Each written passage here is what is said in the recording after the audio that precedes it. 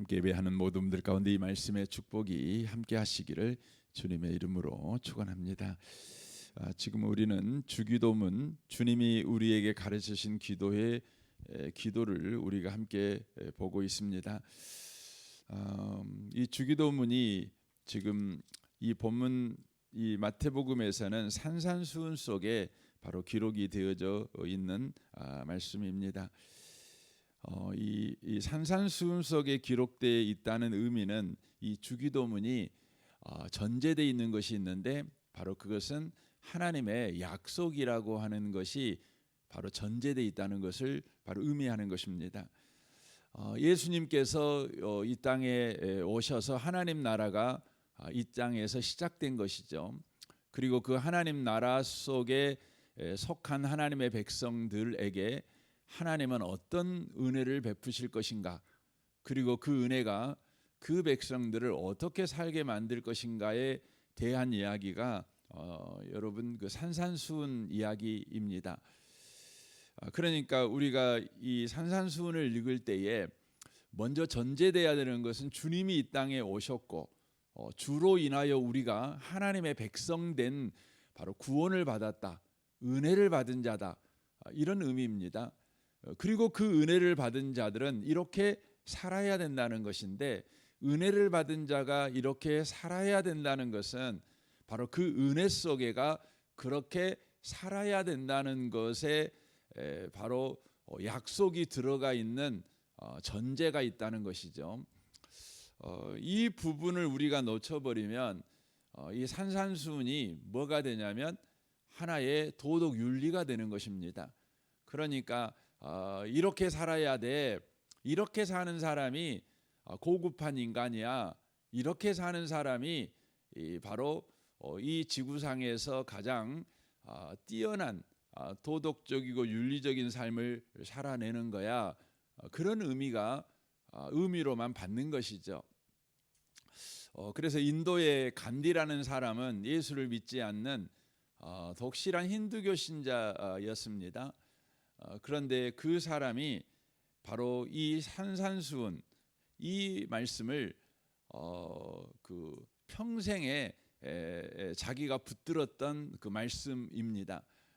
그래서 이 사람이 이 산산수훈을 가지고 일으켰던 운동이 있었는데 바로 그것이 비폭력 바로 운동이죠. 비폭력 무저항 운동이라고 이야기를 하는 것이죠.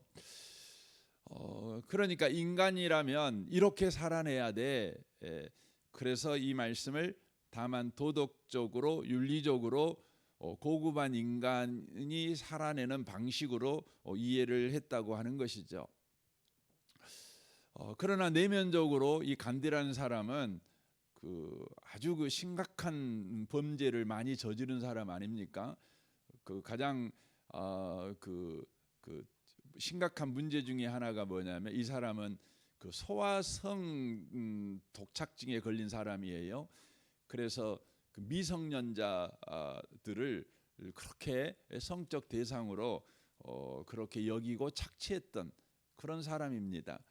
그러니까 자기의 겉모양은 굉장히 도덕적이고 윤리적인 사람이라는 것을 이 산산수훈을 가지고 포장을 했지만 은밀한 곳에서는 그렇게 추악한 범죄를 저지른, 자기의 재성을 이기지 못하는, 재성에게 사로잡힌 인생을 산 사람이 바로 간디라고 하는 것이죠. 여러분, 이 말씀을 우리가 그 외적으로 이렇게 살아내라고 우리에게 주신 말씀으로만 받는다면 이것은 또 하나의 저와 여러분에게 바로 짐이 되는 것입니다. 우리의 내면이 내면의 구원, 내면의 복이, 내면의 변화가 없으면 사실 이 산산수훈은 우리에게 참으로 무거운 짐이다, 이렇게 말씀을 드릴 수밖에 없는 것이죠. 그러나 이 산산수훈은 예수님이 말씀하고 있는 것입니다. 예수님이 누구이십니까? 구원자이십니다. 예수님은 도덕 선생님이 아니시고 구원자이십니다. 우리를 죄에서 구원하기 위해서 이 땅에 오셨고 바로 그 구원을 십자가와 부활로 이루신 분이십니다. 그 분께서 이렇게 말씀하시는 것이죠. 그래서 여기에 보면 계속해서 호칭을 너희는 이렇게 말하면 너희는 이렇게 계속 이야기를 합니다. 그 너희가 누굽니까? 내가 십자가에 못 박혀서 죽어 구원한 너희가 되는 것이죠. 내가 구원한 너희, 그러니까 구원받은 너희는 이런 의미입니다. 바로 하나님의 백성이 된 너희는, 죄에서 구원받은 너희는, 그런 의미입니다. 하나님이 너와 함께 살아주는 너희는 이런 의미입니다. 그래서 이 주기도문도 바로 그런 전제, 그 배경에서 이 주기도문도 여러분과 제가 보아야 된다는 것이죠. 그래서 9절에 그럽니다. 그러므로, 그렇게 돼 있죠. 그러므로 앞에 뭔 일이 있습니까? 그 8절이 있죠. 앞에도 그러므로 그들을 본받지 말라. 구하기 전에 너희에게 있어야 할 것을 하나님 너희 아버지께서 아시느니라. 그러므로 너희는 이렇게 기도하라. 이렇게 돼 있죠.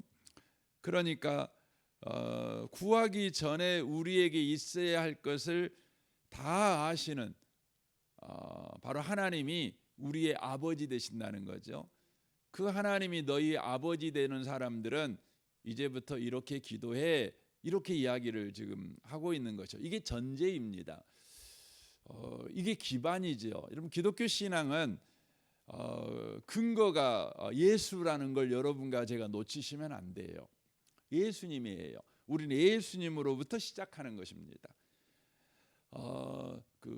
우리의 반성으로부터 시작되는 게 아니에요. 또 우리의 피로에서 시작하는 것도 아닙니다. 여러분과 저의 양심의 가책에서 시작하는 것도 아니에요. 기독교 신앙은 바로 예수님에게서 시작해요. 바로 나는 구원받았다는 거죠. 예수가 나를 구원하셨다는 것이죠. 이로 인하여 하나님이 바로 우리 아버지가 되셨다는 것이죠.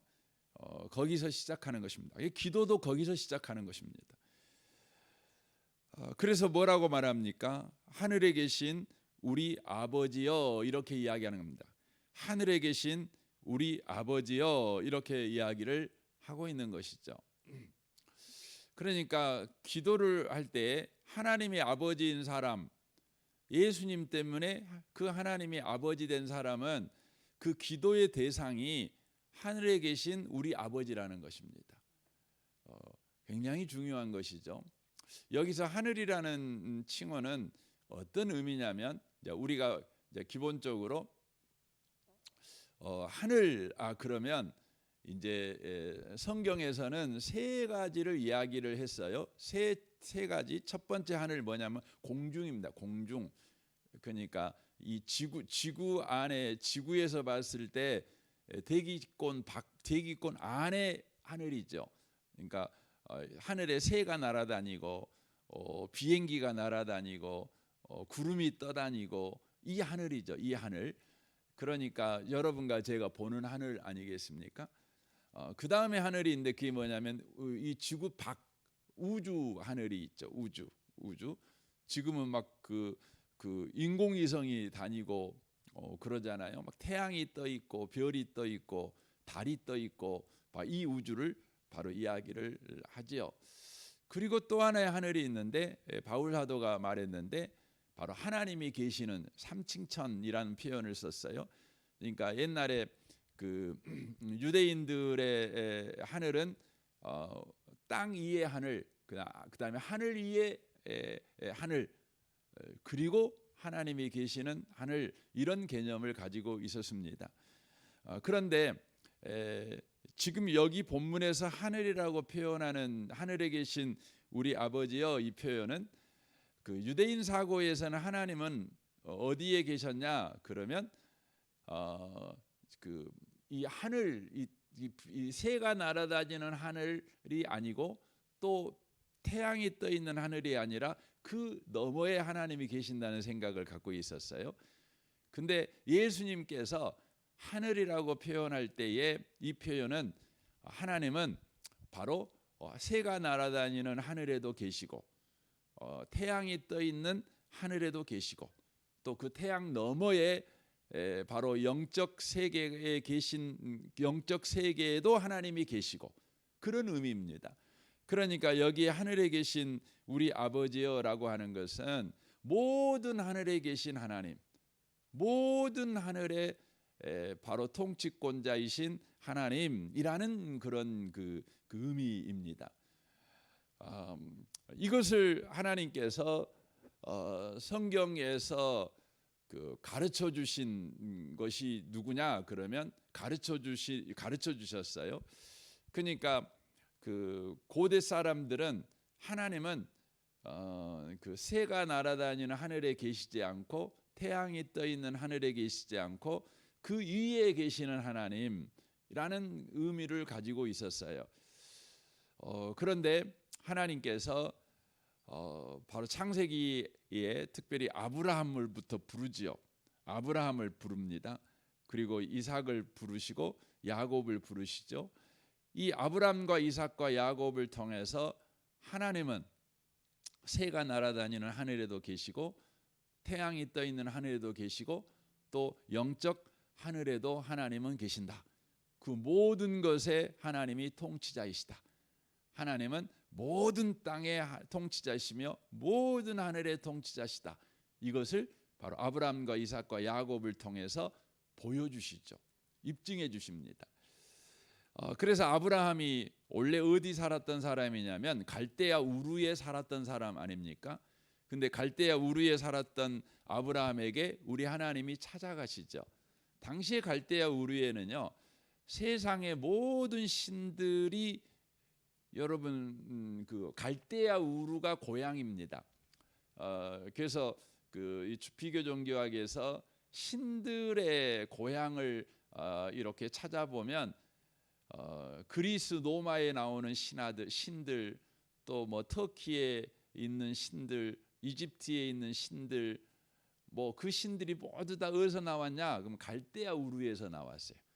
거기서 이제 이동해 가면서 이름만 바꿨어요. 이름만 이렇게 바꾼 거죠. 그러니까 모든 신들의 고향인 바로 이 갈대아 우르에 누가 나타나셨어요? 하나님이 나타나셨어요. 그러니까 다른 신들이 이 땅은 내 땅이야 이렇게 주장하고 있는 그 땅에 하나님께서요 아브라함에게 오셨어요. 오셨어요. 그래갖고 뭐라고 말씀하십니까? 너 아비친족 본토를 떠나 내가 지시할 땅으로 가. 영광의 하나님, 이 사도행전 7장에서는 영광의 하나님이 아브라함에게 나타나셨다 그랬어요. 그리고는요 그곳에 오신 하나님께서 아브라함을 데리고 이동을 하시는 거죠. 그래서 이동을 할 때 하란 땅에 가잖아요. 근데 또 그 하란 땅에 머무르잖아요. 근데 그곳에 또 하나님이 함께 계시죠. 그리고 아브라함에게 또 말씀하셔갖고 가나안 땅까지 오잖아요. 그리고 가나안 땅에서 계속 이동을 합니다. 근데 그때마다 아브라함이 하나님께 예배하죠. 이건 뭘 보여주냐면 하나님은요 지역신이 아니라는 거예요. 하나님은 한 곳에서 그 땅에 정착하시는 그리고 그 지역에 사는 사람에게만 예배를 받는 분이 아니시라는 것이에요. 하나님은 모든 땅의 하나님이셔요. 그리고 모든 땅의 통치자시죠. 그래서 이삭을 통해 또 보여주잖아요. 이삭이 이제 블레셋 사람들에 의해서 쫓겨가잖아요. 그래서 우물을 파지요. 근데 또 우물이 나오죠. 또 맺고 버리죠. 또 이동해서 우물을 팝니다. 또 맺고 버려요. 또 이동해서 우물을 팝니다. 또 나옵니다. 그러니까 이삭이 이동하는 곳마다 계속해서 우물이 나와요. 이번에 우리 산전성 장로님이 그 우물을 그 지하수를 팠는데요. 그 이야기를 제가 들었는데 그 말씀하시는 것이 그 요즘 그 지하수 파시는 분들이 엄청난 기술이 있잖아요. 근데 이 기술이 있어갖고 우물을 이렇게 파는데 그 현대 기술로도 그래서 막 200m 막 그렇게 뚫잖아요. 그럼에도 불구하고 우물에 물이 나올 확률이 그 20%가 안 된대요. 물이 나올 확률이. 그것도 물이 정말 만족하게 나오는 확률은 훨씬 더 적대요. 이게 5분의 1이잖아요. 5군데 뚫으면 한 군데 나올까 말까. 이제 이런 것이 현대에서도 여러분 그 우물 파는 겁니다. 근데 우리나라는 그래도 물이 많은 나라잖아요. 그런데 우리나라에서도 5분의 1이면 여러분 이스라엘에서는 어떻겠어요? 이스라엘은 우물이 없어요. 그런데 놀라운 건 이삭이 가서 파면 물 나오는 겁니다. 뭘 보여주는 거죠? 여러분 모든 땅의 주인이 하나님이라는 거예요. 모든 땅의 통치자가 하나님이라는 거죠. 그러니까 물 파면 물 나오는 거예요. 그리고 야곱을 통해 또 그걸 보여주잖아요. 야곱은 이삭과 함께 살았잖아요. 야곱에게 제일 겁나는 게 뭐냐면 아버지를 떠나는 거예요. 왜냐하면 하나님은 아버지가 함께 사는 바로 브엘세바에만 하나님이 함께 한다고 생각했기 때문에. 그런데 그가 어쩔 수 도망가잖아요. 자기 인생은 이제 끝났다고 생각하잖아요. 도망가다가 그가 길바닥에 돌베개 베고 자고 있는데 어떻게 하나님이 오시잖아요. 하나님 오셔갖고 뭐라고 그러죠? 그가 깜짝 놀래요. 깜짝 놀래가지고 자기가 이곳에서 하나님 봤다는 거 아닙니까? 그래서 그곳을 이제 분이엘이라고 이름 분이엘이 아니죠. 뭐죠? 베델이죠. 베델이라고. 이건 하나님의 집이다. 이건 하나님의 집이야. 이렇게 말해요. 근데 하나님이 뭐라고 그래요? 네가 오늘 이곳만 하나님의 집이 아니야. 네가 어디로 가든지 그곳이 다 하나님의 집이야. 이렇게 말해줘요. 네가 어디로 가든지 다 하나님의 집이야. 이렇게 말씀해 주시는 거죠. 그래서 하나님이 어떤 분이시냐? 그러면 하나님은 모든 땅에, 모든 하늘에, 존재하는 모든 것에 하나님은 계시고 그곳에서 하나님은 통치자시다. 그게 지금 예수님이 말씀하신 하늘에 계신이라는 의미입니다. 하늘에 계신. 근데 그분이 누구셔요? 우리 아버지신 거죠. 그러니까 모든 땅과 모든 하늘에 존재하는 모든 곳에 계시며 통치자이신 하나님이 누구시냐면 우리 아버지시다. 그러니까 기도할 때에 우리가 놓쳐버리면 안 되는 거, 기도할 때 가장 중요한 기도의 전제 그리고 기도의 내용이 뭐냐? 하늘에 계신 우리 아버지예요. 하늘에 계신 우리 아버지. 여러분이 기도를 하는데 기도를 한마디도 못했어요. 구할 걸 못했어요. 다만 여러분이 우리 아버지, 하나님은 나의 아버지십니다. 밖에 못했어요. 그래도 여러분 충분하다는 거예요. 왜냐하면 다 아시잖아요. 근데 그분이 아버지잖아요. 자식이 와서 울기만 해요. 그건 아버지. 그 울기만 하고 아버지 이러기만 해요. 그러면 그 아버지가 육신의 아버지는 속 타지요. 요놈이 와서 이렇게 와서 울까? 뭔 일이 있을까? 계속해서 속 타지요. 육신의 아버지는 함께 속만 타겠죠. 그러나 하늘에 계신 우리 아버지는 아시잖아요. 내가 울면 얘가 왜 우는지, 왜 필요한지 아시잖아요. 그러니까 기도의 가장 위대한 내용이 뭐냐? 그건 하늘에 계신 우리 아버지예요. 하나님이 우리 아버지다.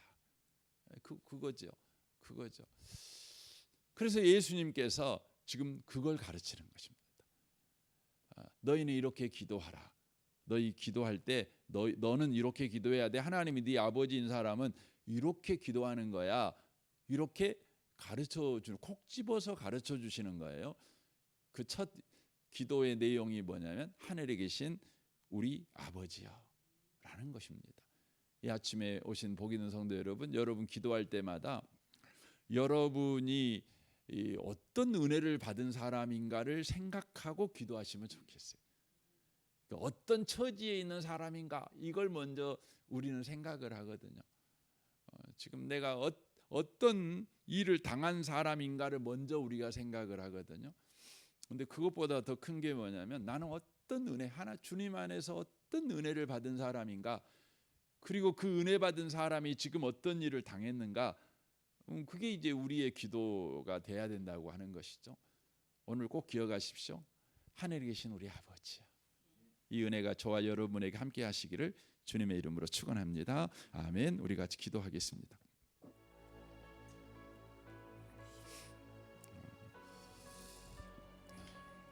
오늘 말씀을 생각하며 이 아침에 기도하시면 좋겠습니다. 여러분의 기도 생활과 또 삶과 또 직장 생활과 가정 생활과 또 교회 생활을 위해서 부부 관계와 부모 관계와 자녀 관계와 모든 성도와의 관계와 이웃과의 관계를 위해서 우리 유치부 아이들을 위해서 교사 순장님들을 위해서 정선마을 장로님과 순장 순원들을 위해서 우리 수요일날 성탄 2부 행사가 있죠. 목요일에는 성탄 감사 예배가 있습니다. 이를 위해서도 기도해 주십시오. 이 나라를 위해서, 이 민족을 위해서, 북한과 열방을 위해서도 여러분 기도하십시오. 우리 좋으신 주님께 이 아침에 통성으로 구하겠습니다. 기도하겠습니다.